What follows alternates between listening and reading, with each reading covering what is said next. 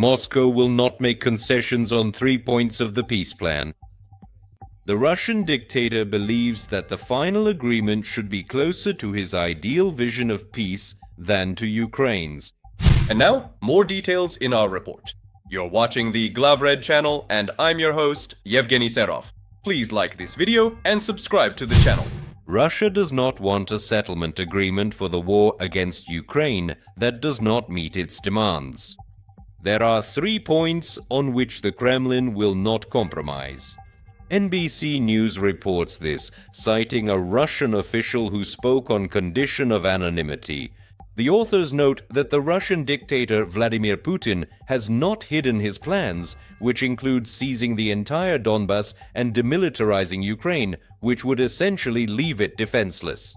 There are 3 pillars on which we will not compromise. The first is the territory of Donbas, the second is restrictions on the armed forces of Ukraine, the third is recognition of the territory by America and Europe, said the Russian official. At the same time, there are issues on which Moscow is ready to show flexibility.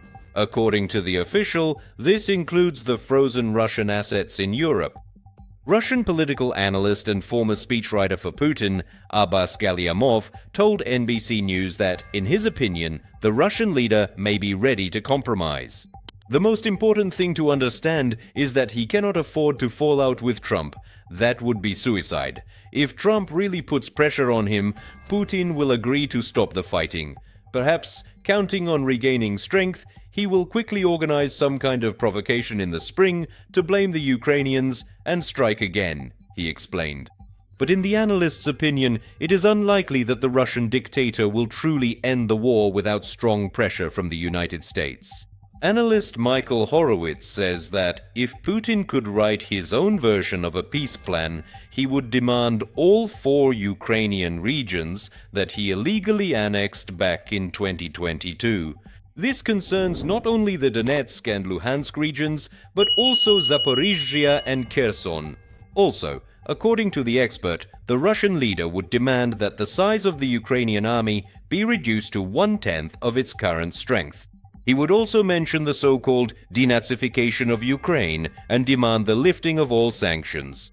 According to Horowitz, the Russian leader believes that the final agreement should be closer to his ideal vision of peace than to Ukraine's, and he is willing to wait.